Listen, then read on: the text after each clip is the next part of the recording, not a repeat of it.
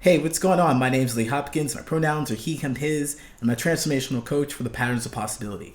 The Patterns of Possibility is all about helping you replace harmful patterns with new possibilities. In this video, I'm going to answer some questions that I found in the subreddit of friendship advice. Now, I'm not a counselor, I'm not a psychologist, I'm not a doctor, so don't take it as medical advice. But I'm qualified to answer these questions because I'm a transformational coach. I help people build genuine connections, and I'm going to apply some of my experiences and expertise to these questions, and hoping that I can help some Redditors out, and maybe you as well. Help us feel less alone with this. All right, are you ready? Let's go.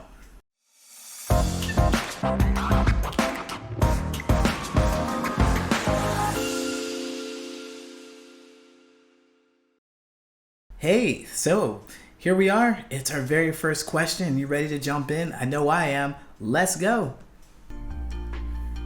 Am I being sensitive? I asked my friend if she wants to hang out, and she said that she would ask her parents first. That's fine. But then I asked her again a week later, and she said that she still has to ask. We planned on going soon, and she hasn't asked. I'm hesitant to ask her again because of this one incident. A month or two ago, there was this group I wanted to go to, and she too. She said that she'd have to ask her parents first, and I waited. I asked her later, and if they said yes, or for who knows why, she seemed really irritated with the question and said why they wouldn't say yes, like I was just asking to see. I want to hang out with her, but now I don't know if I should ask. I feel like she's not putting any effort into our friendship, or am I being sensitive? Am I being sensitive? Sensitivity is a great thing. That means you're alive, you can feel things. Too sensitive? I don't believe that there is a such thing. It's how you handle your feelings. Not so much as being sensitive, understand how you feel, but exploding on people, reacting to your feelings, that could be a bit off-putting. So people will say, that's sensitive, you're being sensitive. Well, really, when it comes down to it, if you think about how sensitive is being used in this case, or any other cases that I've heard when people say, you're being sensitive, it means that I'm doing something shitty to you, and I want you to take it. I don't want to hear about your feelings about it. In this situation, look at this. You said that once before, you had asked her to hang out with you. She had to ask her parents, and she took a long time to get back to you about that. So you asked her about it, and she got upset with you. That doesn't make much sense. It's kind of natural for you to check up on that because you want to hang out with her. Why would she get mad at you for asking her the question? I don't think has anything to do with you per se, but she wasn't forthcoming with you, I think. And you're seeing this happen one more time. So the exact same thing is happening twice. Here it is, twice again. You asked her if she wanted to go do something with you. She said, I gotta ask my parents. And she's taking all this time to not ask her parents. Right? Because if she wanted to, she would come to you and tell you, hey, my parents, they suck, and they're not letting me go, but let's do this thing instead. Or I'm sorry about this, or whatnot. They're not communicating something to you. So I think that there's something else going on. And you also feel that too. That's why you wrote the post. It's not that you're being too sensitive. I don't think that's a thing. How you're handling your feelings, it seems to be perfectly rational and reasonable. You can see what's going on here. Now you're saying that though she's not being a friend, a good friend to you, and I want to point out that this situation may not be about you. It's not about you per se. There's something else going on with her and her feelings, and maybe why she doesn't want to tell you something. I don't know. Is there a dynamic between you two where she doesn't feel safe talking to you, or she can't come to you with things? Or is it something that she's just raised with? She's just raised with this thing where she doesn't want to let anyone down. That's her whole thing. She just doesn't want to let anything down, and she's doing everything she can to avoid until it blows up in her face, and you have to ask her, and then she's on pins and needles, and when you ask her at that moment, she's like, "Rah! I told you I had to ask my parents. Why are you bothering me?" And you're like, well, where did this come from? What happened? All that stuff that's happening, what you're not seeing, there's something going on in her world. She's still living her life. And whatever feelings that she's having about not just telling you, I think there's something to dig into. They might not be just about you. There are many things that could be happening. Maybe her parents are really mean and they never want her to ask for anything. I don't know. But maybe think about how they're doing and what they're thinking, just for the sake of your own clarity. I'm not saying dismiss your own feelings, by no means. I think that you feel a bit jaded about this and hesitant, and you want to hang out with your friend, and you want your friend to be forthcoming to you, because it seems to me that they're just not telling you they don't want to go. They're not being honest about something, and you feel like they should be honest with you, and you should be able to have that connection. And that's true. You should be able to talk about whatever it is going on here. Are you in the place to receive that information, though? She says, hey, I don't want to go. She says, I don't want to go. Not I can't go because of my parents, because I don't want to go. Are you going to be okay with that? Are you?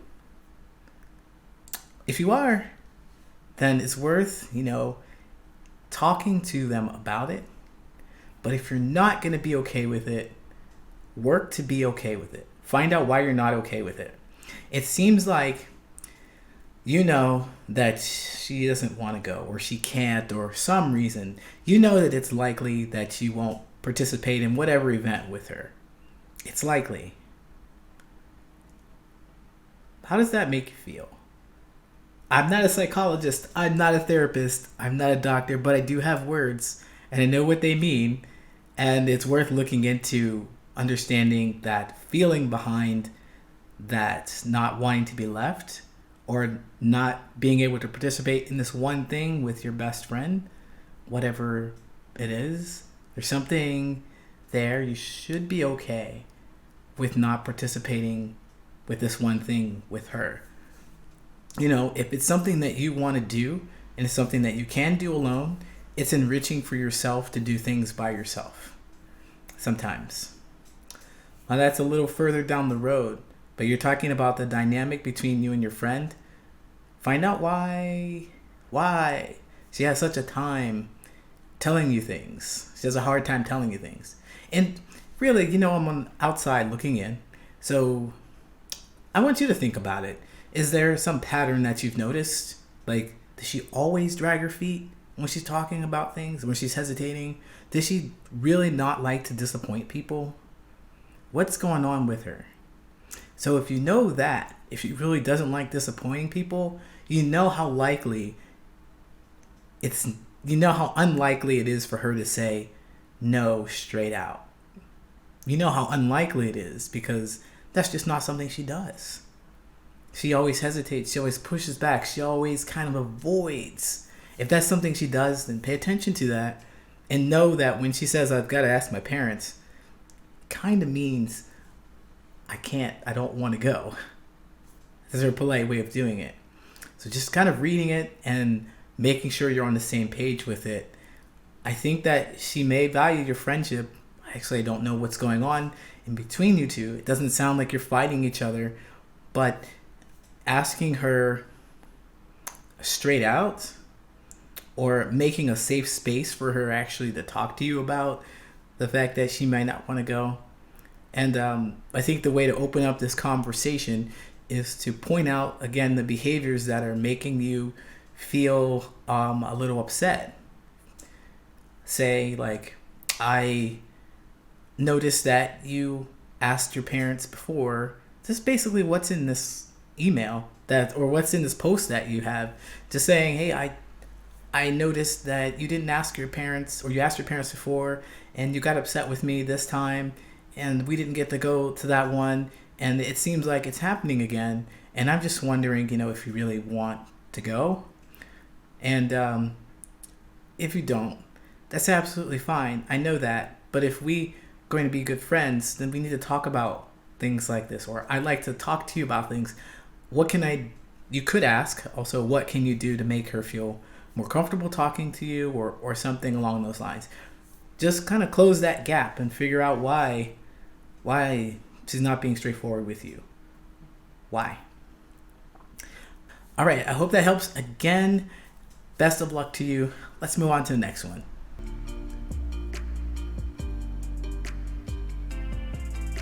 As you get older, is it common to just enjoy one-on-one friendships?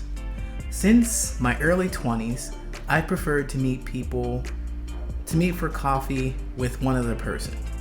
A couple of years ago, during an evening course, I befriended two people and we became quite cliquey in class, always hanging out, chatting on WhatsApp, etc.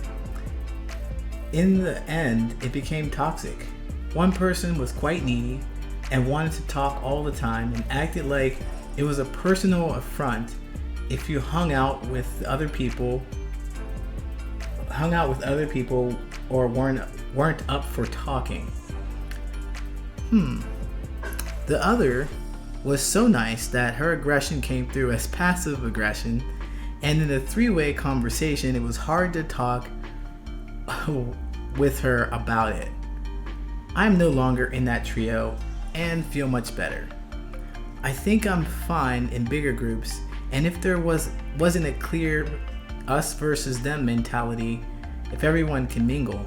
Okay, so you're fine in groups as long as you're not fighting each other or grouped against each other. You're just individuals talking at a party. Gotcha. But this cliquey group reminded me of the school playground. It was so stressful, and I think needlessly so. Stressful and needlessly so. That's adulting. That's adulting right there. That's the very definition of adulting. Things that are stressful, but they just really don't need to be. It'd be fun to just be a kid again and play, right? But here we are being adults, acting like we're teenagers. Those dynamics just continue on and on and on, and they can even continue on and on throughout your life, the rest of your life. You can be 60 years old and be bickering and bitter and backstabbing and bitey. You can do all those things. It's not just because you get older. There's some things that happen, there's experiences that you have that will put you in a different frame of mind. If you're learning from your experiences, you'll see different things and you'll learn what works for you, what benefits you, and what doesn't, what serves you and what doesn't, and you'll adapt accordingly. If it always serves you to be backbiting and nitpicky and passive aggressive and needy, then, well, you're going to keep doing it. You're just going to keep doing it. If it serves you, if it makes you feel comfortable, that's the way it would serve you. It makes you feel comfortable because even though you might be miserable having an argument all the time, well, you know that this is the way life is going to be. And although it's miserable, it's comfortable because this is the way life is going to be. It's predictable. You're going to have an argument. And some people enjoy it that way because it's more difficult to actually step out of that lane and to go change your life, even if it's something that's positive and it's exactly what you want. I remember when I started to become more healthy and started to develop some relationships with people, and I remember having a conversation with someone that wasn't an argument. We were having a disagreement about something, and it wasn't an argument. It was a conversation. It didn't get personal. It didn't get backbitey. No one cried. No one yelled. And I was so uncomfortable. So uncomfortable. Even though that's exactly what I wanted. I wanted to have a conversation. And it took a lot of wherewithal to take a deep breath and just stay. I felt like I wanted to run away. I felt like I wanted to raise my voice. I felt like I wanted to do all the things that I did before. And when I didn't, it was uncomfortable. So people can do that for the rest of their lives. They can be backbiting, they can be mean, and they can just stay where they are because it's comfortably uncomfortable. So now, as far as you and these people in this toxic relationship, congratulations for getting away from that stuff. Man, that sounds really messy. But it also sounds like you're pretty lonely and you're looking for some people to really connect with. I mean, you mingle here and there. You're good at conversation. I guess you can talk to people, but it doesn't seem like you have someone who really knows you, like someone you can talk to in an emergency, someone you can call in the middle of the night for, I don't know, something that is an emergency, okay? Like your house is on fire and you need a place to stay, or if you're stuck on the side of the road. Some people like that. It seems like you're missing those people in your life. I could be stretching, but it sounds like it because you said you're good in groups. And you didn't talk about having a friend. So, what I would say to you, sir, person, I don't know if you're a sir, ma'am, they, them, you, the person, whoever wrote this, I'm just saying that I think that you really have a really great grasp on what you're seeing around you. And I would encourage you to take a deeper look inside to see what's going on with you inside. Like, I know that when you really step into who you are and you really live as your authentic self, and again, your authentic self is, you're always being yourself. You can't be anyone else. You're being yourself. But when I say you're being authentic, you're doing things that really make you feel fulfilled. They benefit you and you feel good. You feel more joy. You feel energized in these things that you're doing. Even when you're having a bad day, even when you're sulking, you could find something in that. You could learn something in that makes you feel more fulfilled. So that's being your authentic self. So when you're being your authentic self, you attract people who are authentic as well. And there would be no need for, mingling in groups and stuff like that. I agree that the situation that you had was a learning experience, and it seems like you've seen it that way as well. I hope that you will reflect on the behaviors that they've had, like the small things or maybe even the big things, the patterns that you've noticed in them, and keep a lookout for that. Look at it and see if any of that exists in the people that you meet going forward. Because it just seems like we attract things that are familiar to us, like we fall in the same dynamics, because just like I said a moment ago about the relationship, I had to make a really conscious effort to not fall in the back of the way like I was before, not be the person I was before, so that I can create a new connection. And if you're not conscious of that, the people who make you feel comfortable, even though you're fighting with them all the time, they're going to be here and you're going to gravitate to them because they feel comfortable. So you may have gravitated to these people that are backbitey and they're passive aggressive, and I think that you may see more of that, and just watch out for that happening.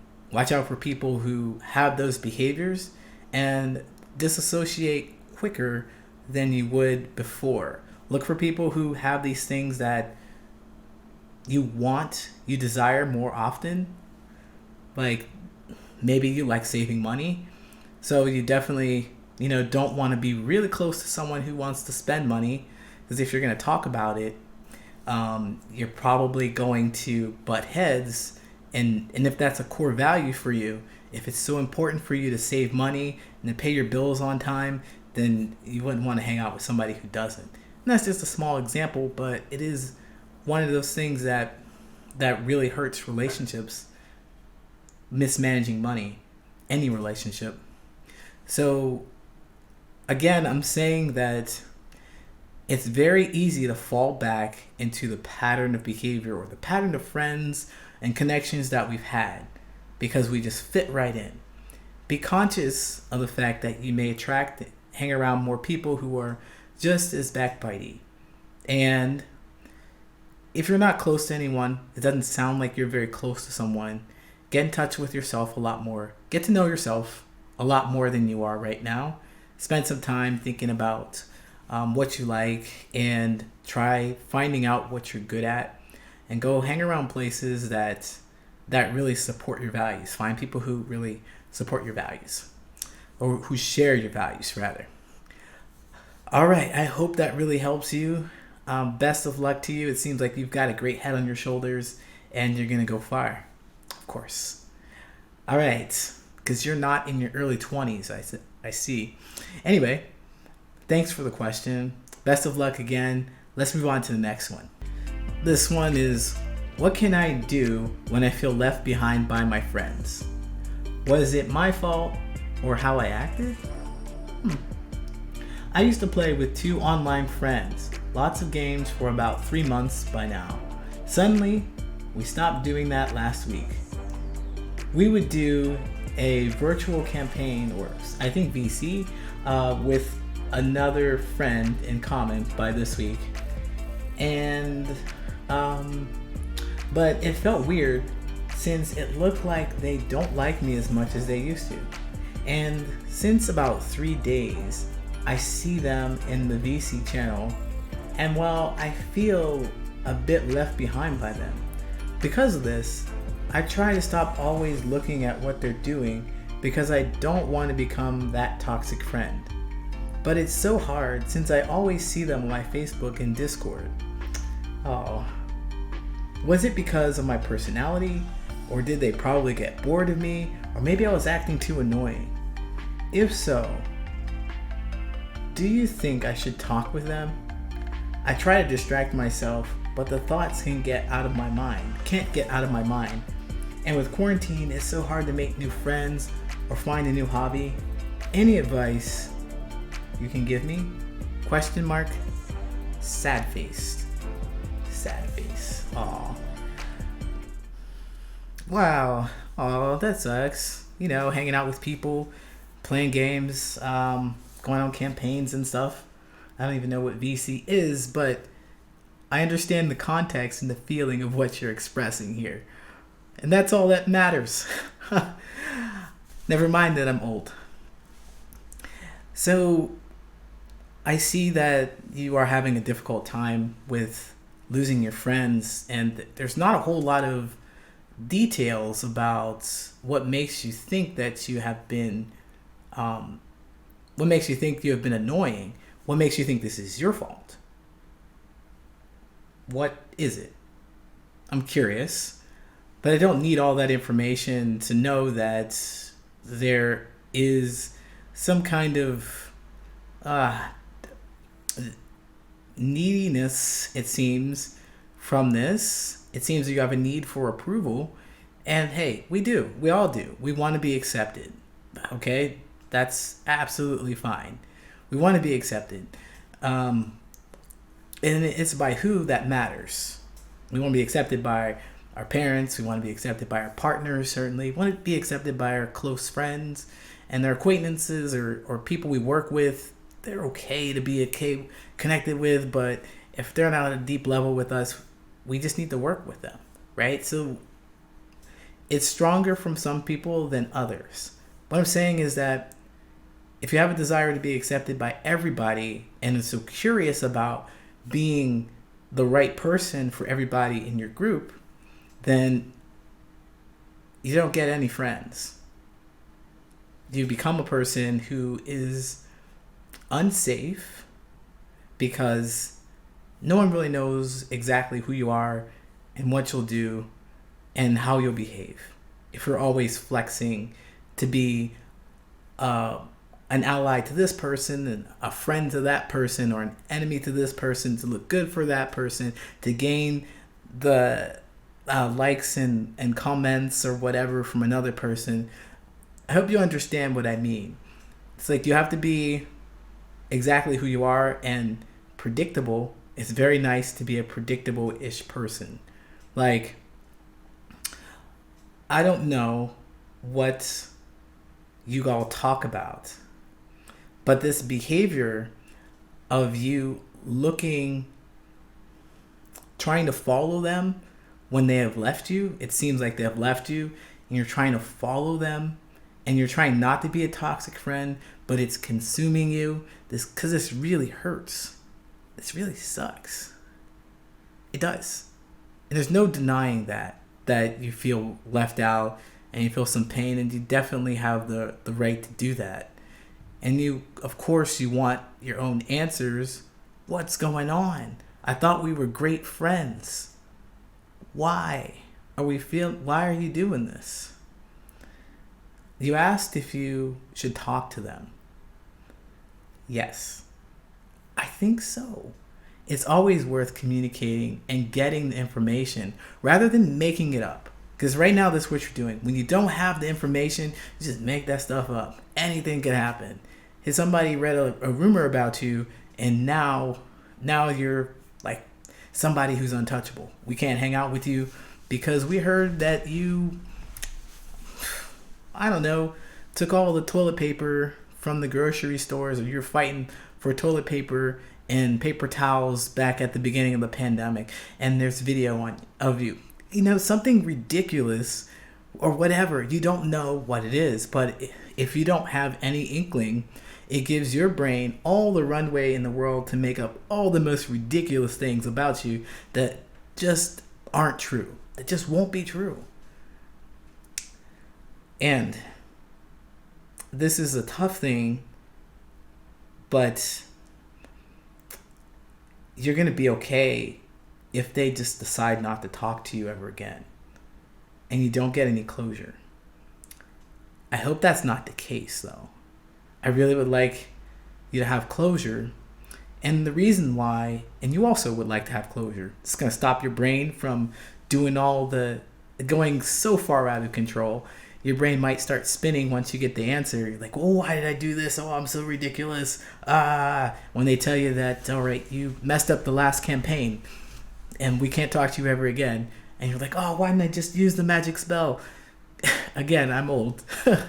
Why didn't I just do the thing? So you can beat yourself up about that too. But at least it's infinite and ridiculous as other things. It's still spinning. So you want closure. You want some more information to kind of slow your brain down a bit.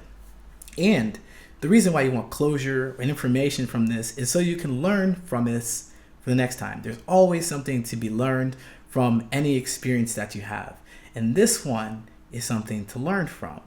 Whatever happens in the situation, whatever happens if you separate from them and then you never talk to them again, then you've learned that XYZ are these kind of people who you don't mix with.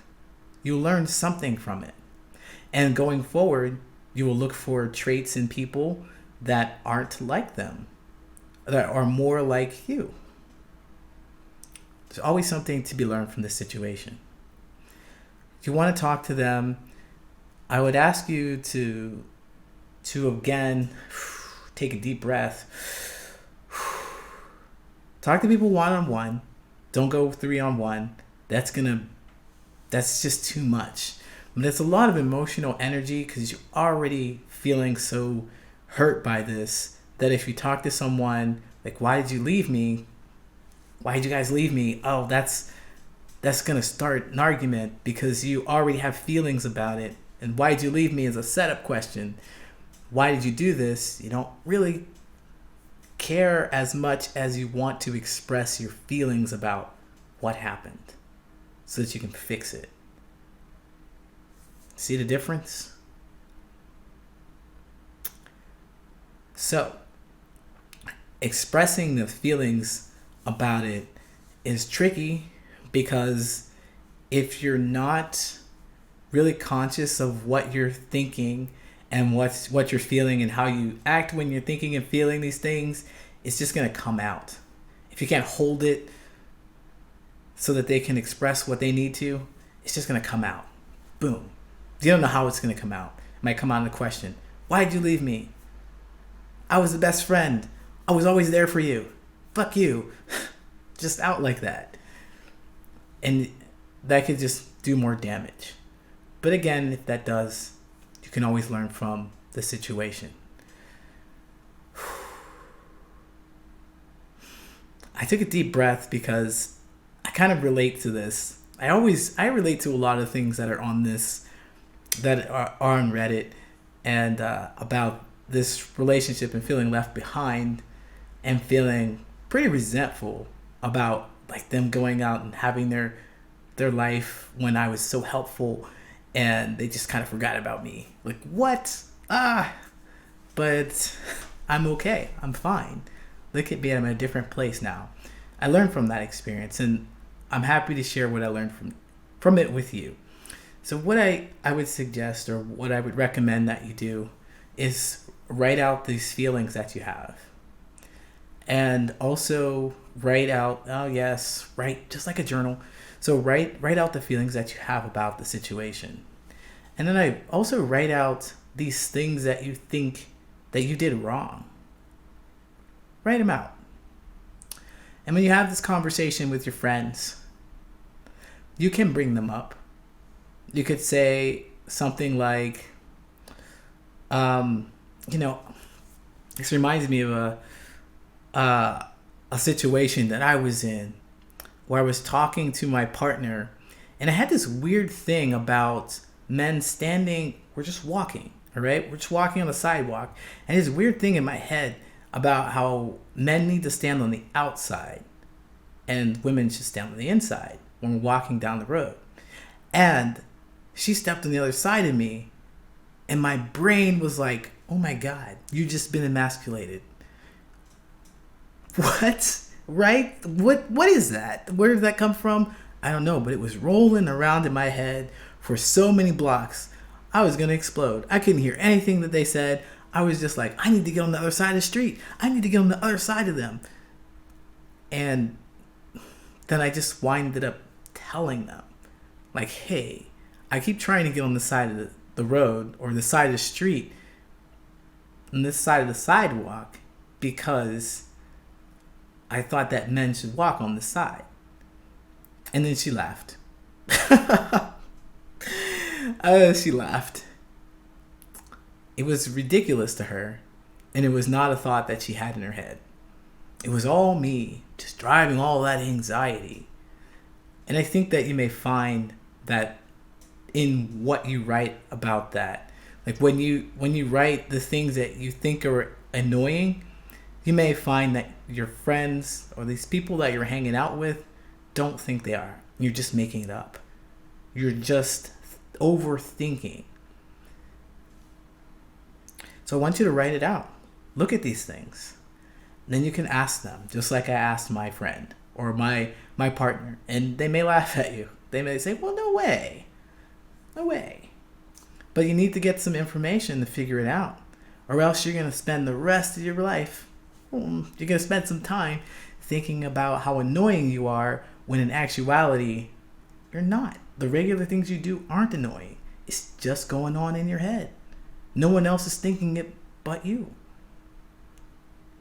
So when you do that, I'm giving you too much stuff here, I think. I'm just going to say, when you do that, I think that's enough. I'm going to stop right there because there's plenty there for you to explore. But definitely figure out why you think you're so annoying. Write those things down. Write them down. Specific things you're doing. Like, I chew bubble gum. I blow bubbles. All right. I disobey the commander. I do things I want to do. Or I talk garbage on the line.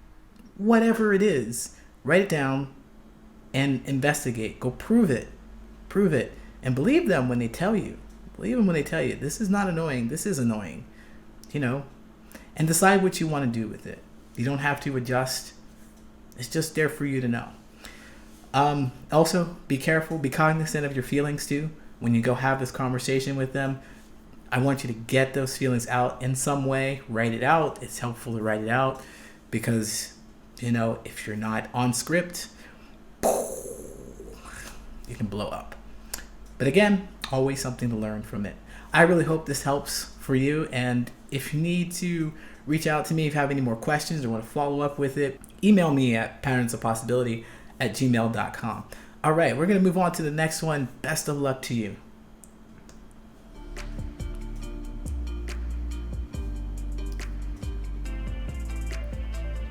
Advice regarding a friendship situation / competition between friends. All right, so I have a friend that has a bad habit of bragging their accomplishments and virtue signal to their people. And it annoys the crap out of me. I was super drunk when my friend started to brag. In response, I mentioned to that friend of mine that they're super hard workers, but that I'm super smarter. That person rightfully got offended. Then I blacked out and forgot the whole episode. Alright. The next day, that same friend posted on Facebook about mean people saying that they're smarter than them. And saying that same friend takes credit for the work they do, then mentions that enough is enough. That they do the work not because they're competing, but because they love other people. Okay? Then the day after I call that person, they don't answer. I called several times within a week, and normally they would call me, but they don't answer at all. Then I'm getting worried, puzzled at what I said until I talked to one of their friends and one of their relatives, never mentioning the incident to get answers. Then they say that this person is upset because I said that I was smarter than them. Yes, I messed up with that comment, but at the same time, that friend of mine also has a habit of bragging a lot. Parentheses, wow. A lot of it is merited, but annoying. I know I erred on my end with that dumb comment. Advice? Should I just call it quits with this friendship, or should I apologize and expect they'll cut me off and just go on? Thanks. Yo, I like this question. It's an introspective question. You're really looking inside to like own your stuff. Own your, like, I messed up. I know I messed up, but man, it felt good. Essentially, that is what I'm reading. It felt good to put them in their place. Oh, man. That was tough, man. You blacked out for the whole situation, so you didn't really even get to enjoy it. You got to this point where, you let your lower brain and all the alcohol and stuff just remove that filter right off. And so this may be good for your relationship. It may be good that you're not speaking because, well, you were annoyed by them. Why would you want to hang around somebody you're annoyed with? And it seems like, to me, that now I'm focusing on you, the person who wrote this, about how you seem to be jealous. You seem to be a hater on them and their accomplishments. And it seems like you may be a bit insecure about it. Man, I'm throwing them punches. Throwing them hard punches at you. I'm just talking about what might be true here in this situation. And I say that because Who cares? If they're good at something and they want to talk about it. Are they going around saying that they're so much better than you? It doesn't sound like it, because that's not what you said. You just said that they're celebrating that they're good at something and you don't like it. It annoys you. Why? Why does it annoy you so much that somebody is proud of what they do and wants to share it with everybody? It doesn't mean that you're not good at what you do. It doesn't mean that you're not special in your own way. It doesn't mean that you're not important in your own way. It means that they're good at what they do. And there's a difference. What are you hearing when they say that they're good at something? What are you hearing when they say that? You said that their work is merited. So you want to make them feel small. That's all that comment was meant to do, is make them feel small. I have a friend who is a lot smarter than me. I have a couple friends who are a lot smarter than me. I'm happy to be in the room with them. I'm happy to have conversation with them. I'm happy that they can explain things to me that I can't understand. I'm happy that we can just have a conversation about something that's obscure and strange and interesting to me. I'm happy that they're smart enough to have this conversation with me.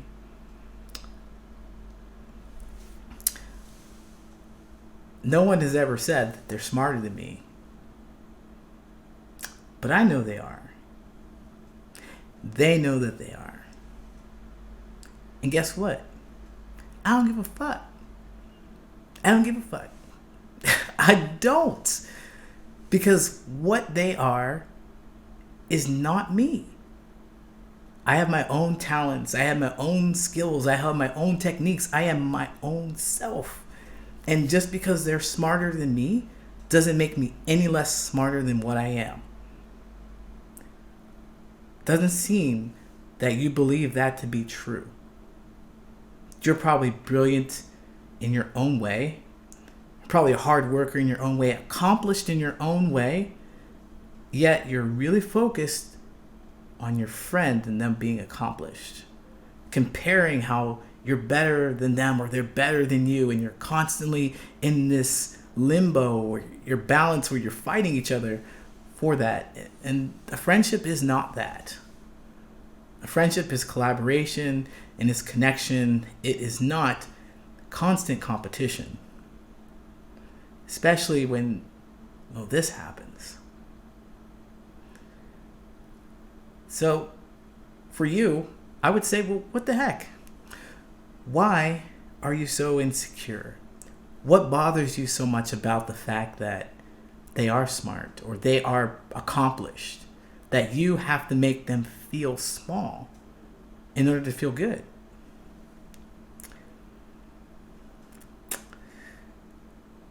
If you're really smart, you know there are a lot of people out there who really wish they had your brilliance. And they're okay that they don't.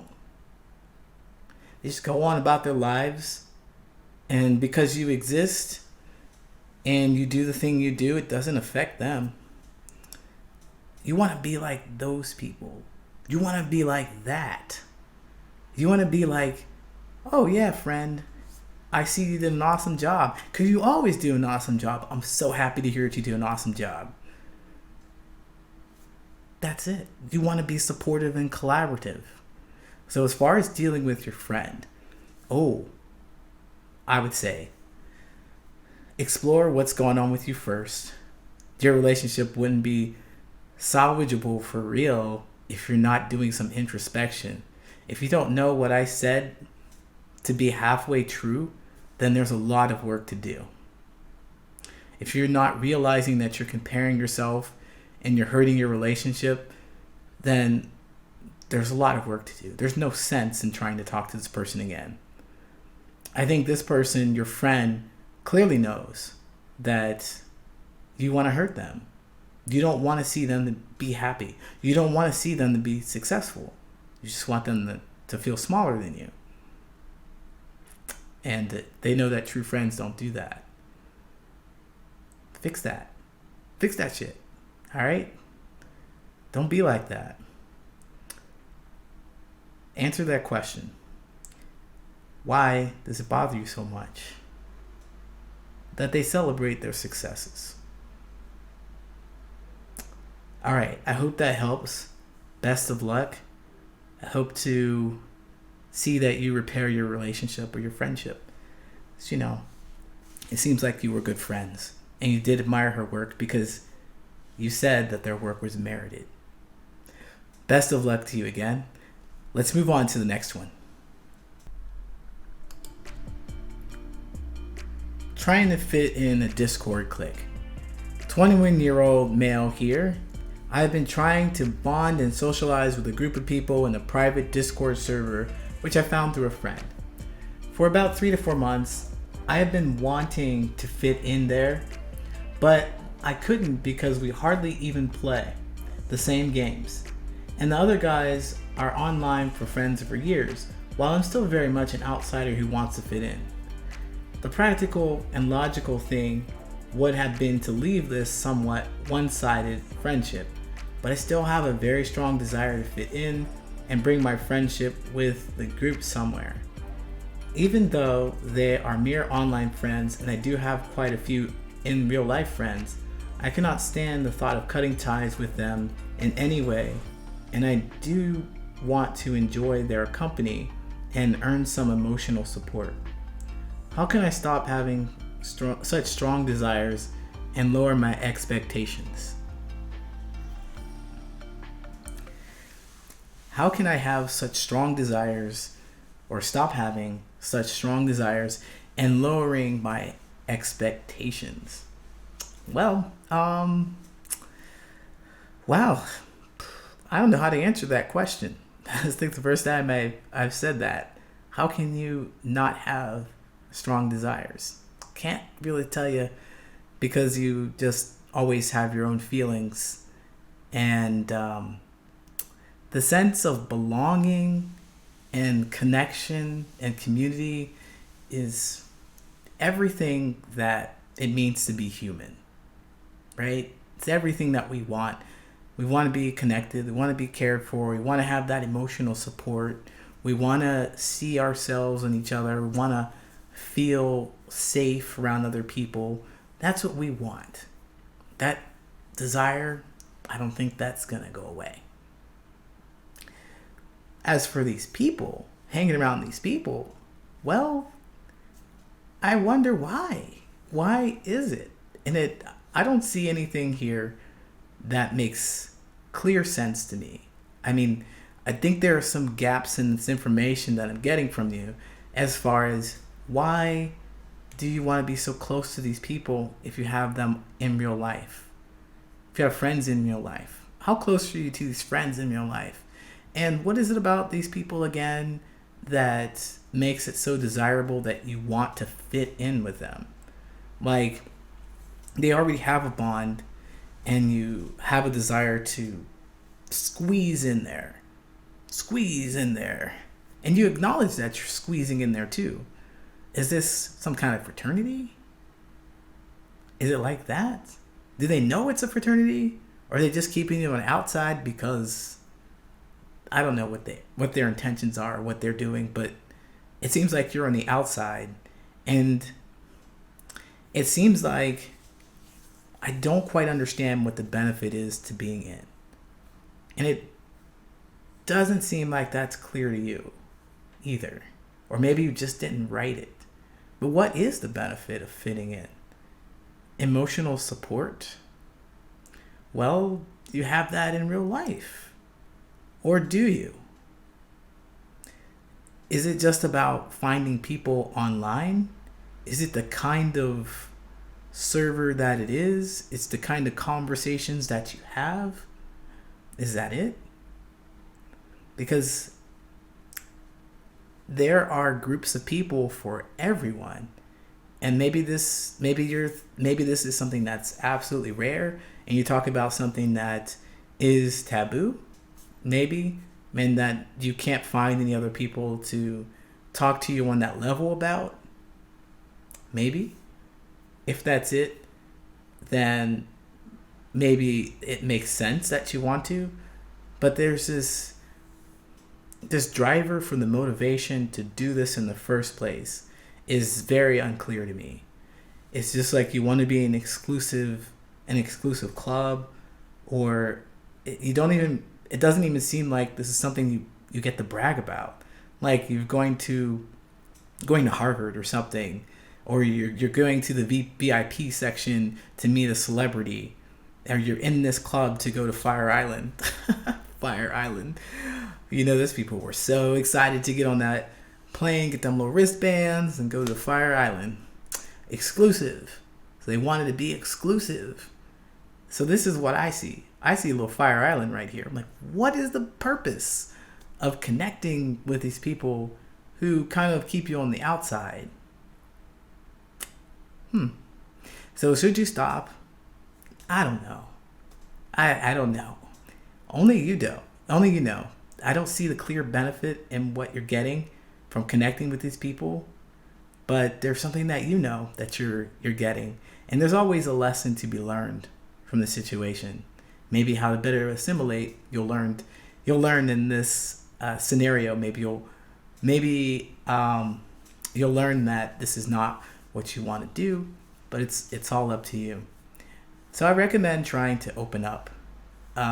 If this is the kind of group that is emotionally supportive, as you mentioned, sharing your feelings should be okay. So opening up about how you want to connect with these people, not over desperation or anything, not overly admiring what they do, like you're the greatest, don't love bomb them. That's not something that's genuine. Just being your genuine self, because all the things you said right there seem to be genuine, seem to be exactly how you feel deep down inside. You just want to be connected, you like the work that they do, and you feel like they're a group for you. Communicate that to them, and also check your values. What other values that you have there besides being in this group? Is there something else that you can connect on? So I would search for those and see if you can bring those up, talk about them, and build that bond on it. So lots of conversation, lots of showing who you are. Don't do so much for them, but be more for them. That makes sense to you. I hope it does. And I hope this helps you. That's all I have for you, because this is something that you're going to have to figure out how to do on your own.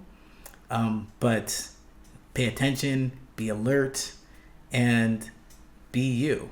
All right? Best of luck to you. I really hope this helps. And that was the last one. We made it. We're ready to the end. Thanks for hanging around. Thanks for sticking with me, answering these questions. I really enjoy these questions. I thought this was a really great set this time. Really challenging to think about. And people are really putting themselves out there, like seeing themselves as like written on paper and letting them be out for the world, so people can see that they make mistakes, or they have mishaps, and that we all do this and we're all human. They allow people to open up. Well, they have opened up and allowed us to see them. So thank you all for that. Thank you for those who posted on Reddit. I mean, without you, I wouldn't have any questions to answer. No, you didn't ask me per se to answer them, but I did. And I hope that it helps you out. If you have questions for me, if you want me to answer some of your relationship questions or friendship questions, please don't hesitate to you can reach me at patternsofpossibility@gmail.com. I'm on Patterns of Possibility just about everywhere on all the social medias. So I hope that I hear from you. And thank you so much again for hanging around with me. My name's Lee Hopkins. My pronouns are he, him, his, and I will see you next time. All right? Take care.